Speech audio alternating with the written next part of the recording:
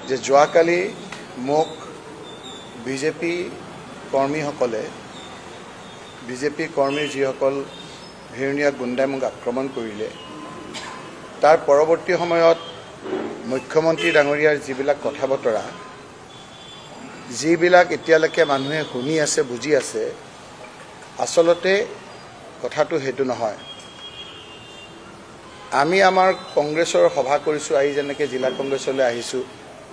আমাৰ কৰ্মীসকলক আমি মাতিছো ইয়াত কোনো বেলেগ বিৰোধী পক্ষৰ কথা নাই। ঠিক তেনেকৈ নতুন সামগ্ৰী সমষ্টিৰ জিলা পৰিষদ এলেকাৰ এখন সভা আমি কৰিবৰ কাৰণে মাতিছিলো তাত বিজেপিৰ কোনো কথা বতৰা নাই। কিন্তু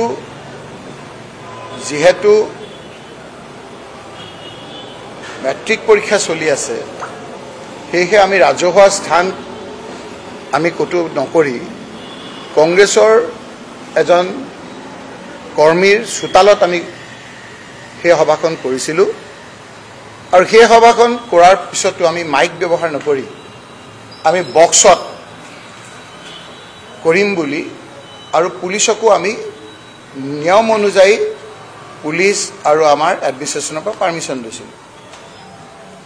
আৰু ময়ো সেই সমষ্টিৰ কেইবাবাৰো 5 বাৰকৈ মই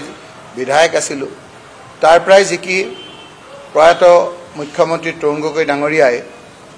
3টা টাৰ্ম প্ৰায় আমাক মন্ত্ৰী দিছিল সেই সামগ্ৰী সমষ্টিৰ মই ক'ত যাম ক'ত নাযাম আমি তেনেকৈ মোৰ ট'ৰ প্ৰগ্ৰামটো দিছিলো পুলিচক যিটো নিয়ম অনুযায়ী গুৱাহাটীৰ পুলিচকো দিব লাগে লোকেল পুলিচকো দিব লাগে আৰু এছপি য'ত থাকে তাতো দিব লাগে। তাৰ পিছত তাৰ উপৰিও মই যেতিয়া গম পালো যে মই যোৱাৰ পথত সেই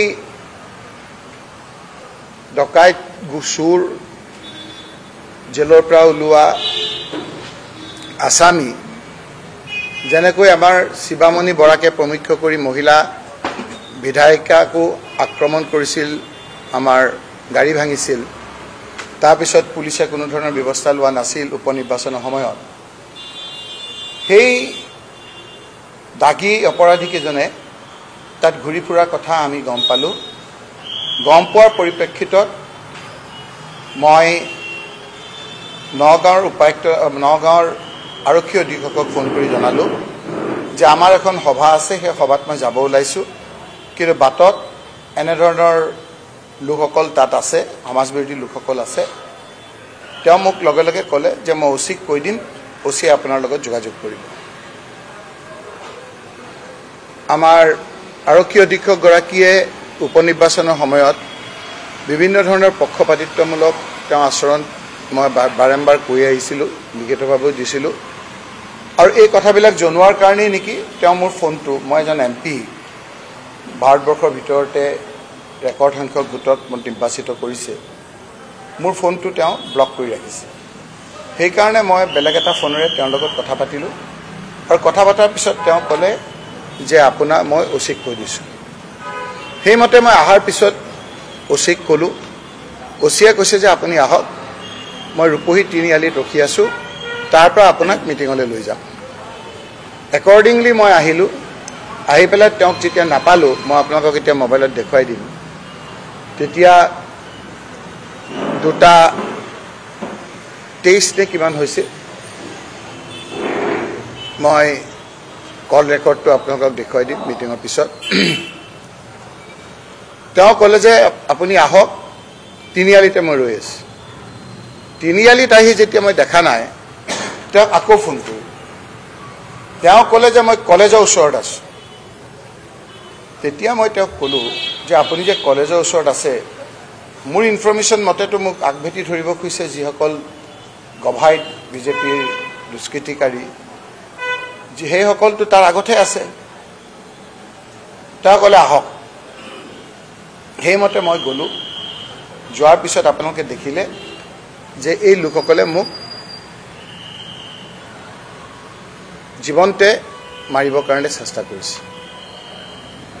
এই মৰা ক্ষেত্ৰটো আপোনাৰ এটা নতুন নহয় মোক এইবাৰ লৈ সবাৰ আক্ৰমণ কৰিলে আৰু আক্ৰমণ কৰাৰ কাৰণেই সৰ্বানন্দ সোণোৱাল ডাঙৰীয়ে মোৰ বিৰুদ্ধে ভিজিলেন্স লগাইছিল কিন্তু জীৱনটো মাৰিবৰ কাৰণে তেওঁ কৰা নাছিল মোক ইনফৰমেশ্যন বোধহয় আছিলে মোৰ তেওঁলোকৰ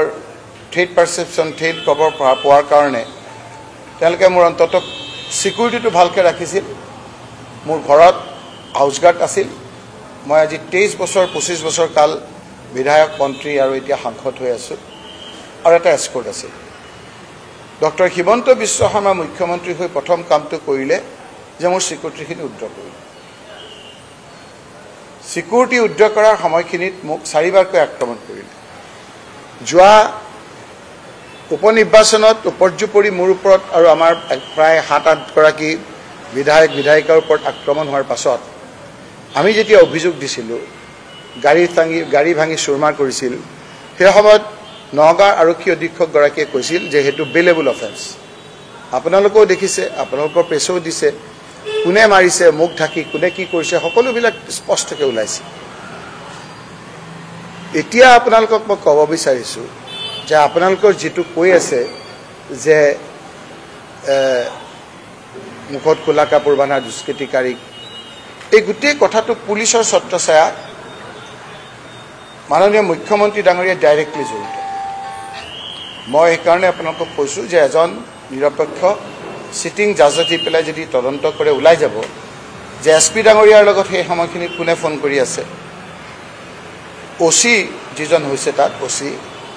জুনমণি ৰাভা যেটো আমাৰ একেবাৰে গোটেই অসমৰ এটা শিহৰণকাৰী ঘটনা হৈছিল তেওঁ জড়িত বুলি সেই থানাখনৰ পৰা তেওঁ শাস্তিমূলক বদলি কৰিছিল কেৱল বাই ইলেকশ্যনত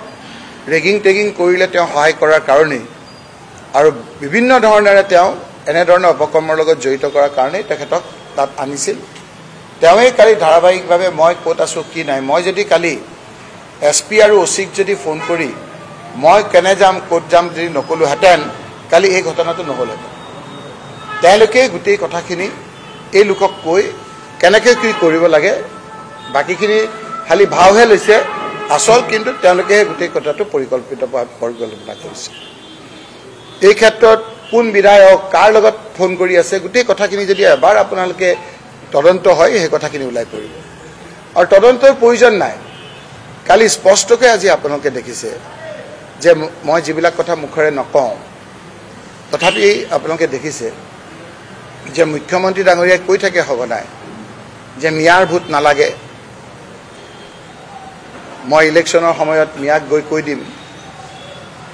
যে মিয়া তোমালোকে আমাক ভূত নালাগে গভাইত কাছেম নামৰ এটা নামেই কৈ দিছোঁ ইয়াত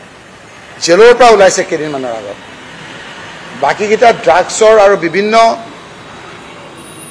কাৰণত পুলিচে ধৰি নি পেলাই আপোনাৰ জেলত ৰাখিছিল সেইকেইটাক আনি পেলাই মোক আক্ৰমণ কৰাইছে আক্ৰমণটো মোক কৰিছে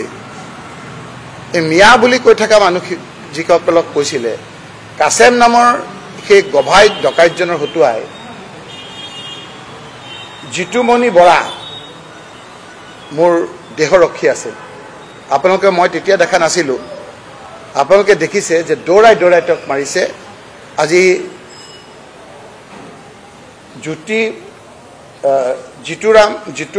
জিতুমণি বৰা মোৰ দেহৰক্ষী আছিলে তেওঁক কেনেকৈ এই কাছেম বোলা ডকাইতটোৱে মাৰিছে সেই কথাটো আজি